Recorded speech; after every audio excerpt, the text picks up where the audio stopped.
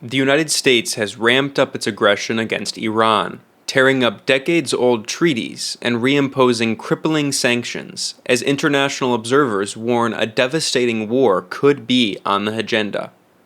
President Donald Trump and his neoconservative National Security Advisor John Bolton are even using tactics against Iran that are eerily similar to those employed by the George W. Bush administration in the lead-up to its illegal invasion of Iraq. In May, the Trump administration withdrew from the Iran nuclear deal in violation of United Nations Security Council resolution and against the will of virtually the entire international community.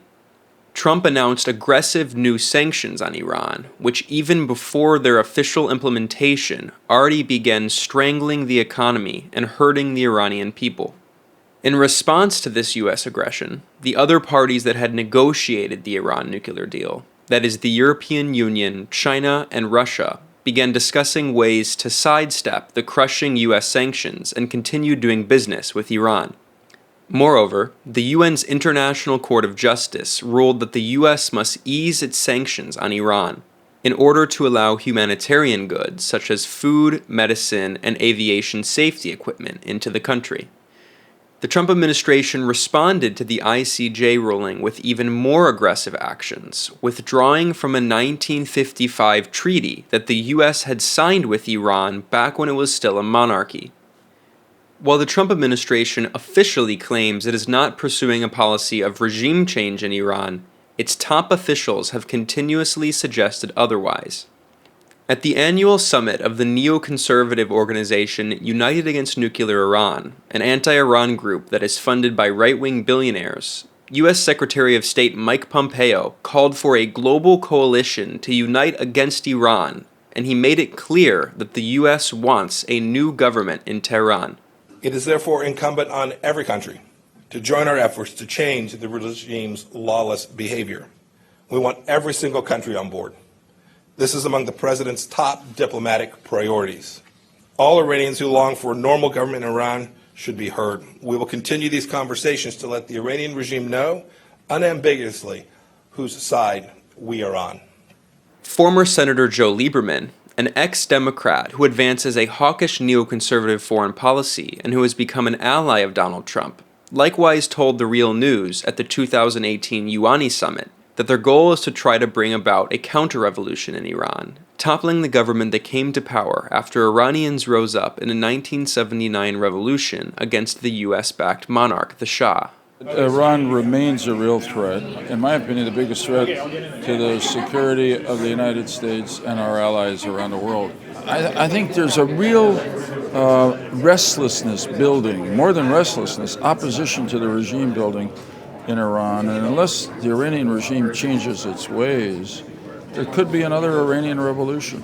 While the United States is effectively carrying out an economic war on Iran with a suffocating sanctions regime, the U.S. and its allies are also spreading the debunked myth that Iran is secretly developing nuclear weapons.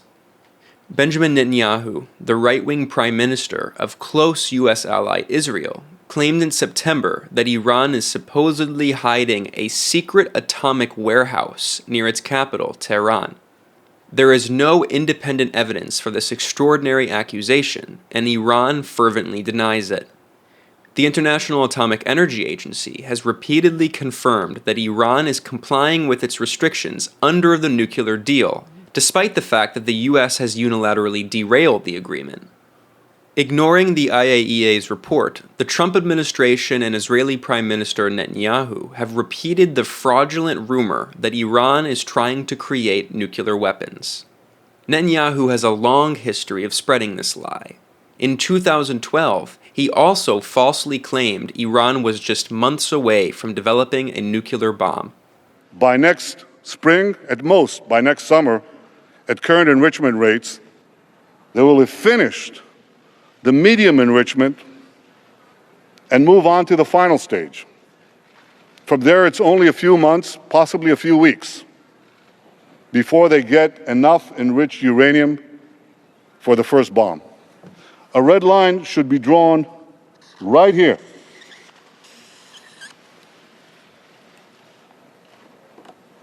Before before Iran completes the second stage of nuclear enrichment necessary to make a bomb.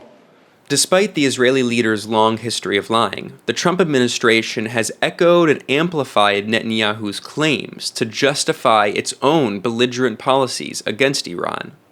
This unsubstantiated accusation that Iran is secretly hiding an atomic warehouse is eerily reminiscent of the George W. Bush administration's claims that Iraqi leader Saddam Hussein was supposedly hiding weapons of mass destruction.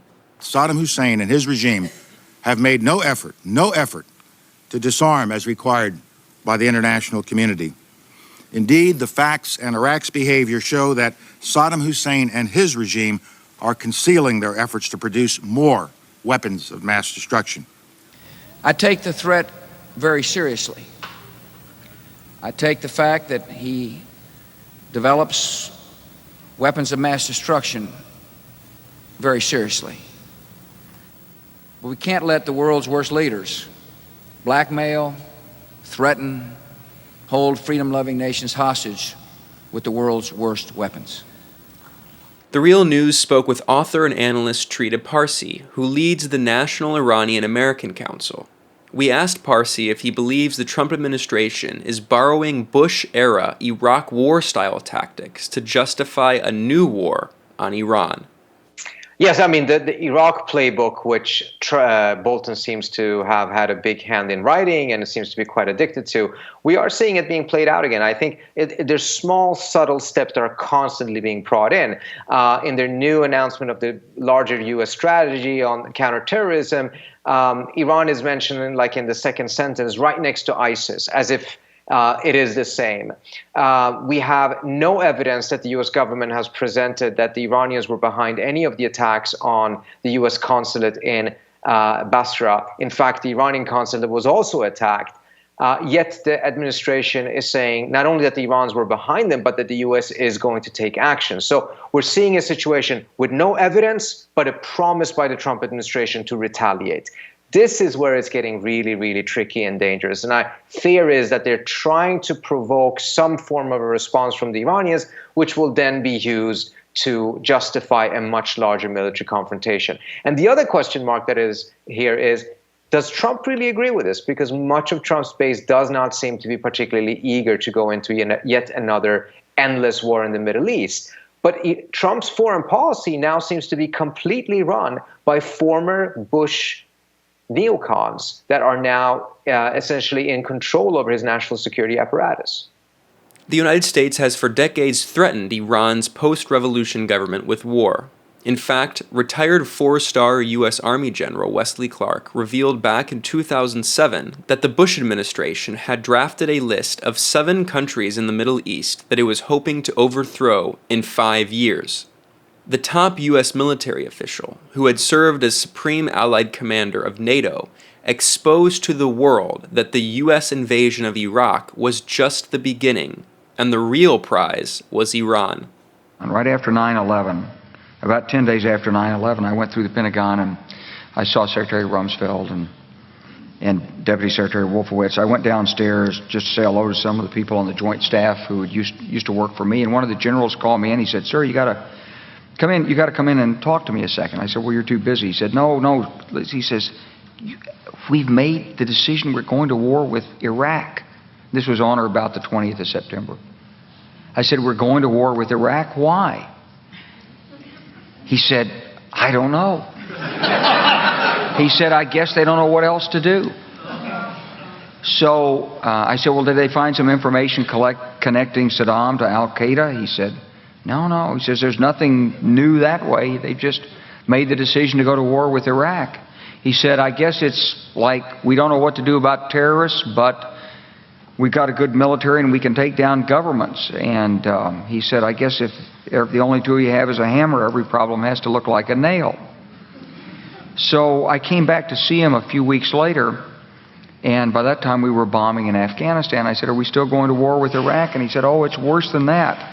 He said, he reached over on his desk, he picked up a piece of paper, and he said, I just got this down from upstairs," meaning the Secretary of Defense's office today, and he said, "This is a memo that describes how we're going to take out 7 countries in 5 years." starting with Iraq and then Syria, Lebanon, Libya, Somalia, Sudan, and finishing off Iran. So go through the countries again. Well, starting with Iraq, then Syria and Lebanon, then Libya, then Somalia and Sudan, and then back to Iran. So when you look at Iran, you say, is it a replay? It's not exactly a replay, but here's the truth, that Iran from the beginning has seen that the presence of the United States in Iraq was a threat. Although it took longer than 5 years, most of the 7 countries on the U.S. government's Middle East regime change list that was exposed by General Wesley Clark have since been overthrown or destabilized. The U.S. illegally invaded Iraq in direct violation of international law and overthrew its government, destabilizing the region. Syria was torn apart in an international proxy war substantially fueled by the U.S. and its allies. Lebanon has for decades suffered from an unstable government, largely due to meddling by the U.S. and proxies such as Saudi Arabia. Libya's government was destroyed in a 2011 NATO regime change war, and the oil-rich North African nation was turned into a failed state. Somalia also has become a failed state, and Sudan was divided in 2011 on religious sectarian lines, and the newly created South has remained roiled by civil war. Iran is the only country remaining on the U.S. Middle East regime change list that still has a stable, functioning government. The Real News asked Trita Parsi if he thinks a conventional U.S. war on Iran is a real possibility, or if he believes the Trump administration is rather pursuing a strategy similar to its policy on North Korea, using extreme threats to try to pressure the government into submission. Parsi said he believes the North Korea strategy is very different, and that the Trump administration, which is dominated by extreme right-wing war hawks, might actually be trying to launch a full-scale war on Iran.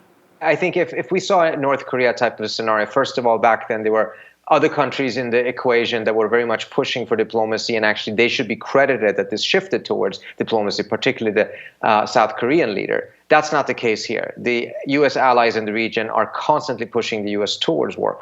Moreover, what was the value of taking out this treaty with Iran from 1955? It was signed during the time of the Shah. It was essentially a diplomatic mechanism that ensured that conflicts and problems between the U.S. and Iran could quietly be resolved using diplomatic de-escalation protocols. What was the value of taking that down? If it isn't for you to be able to have a faster track way towards war. It is certainly not a step that in any way, shape, or form adds pressure on the Iranians.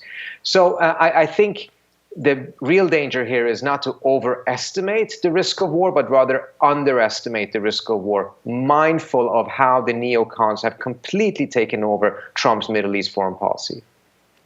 Reporting for The Real News, I'm Ben Norton.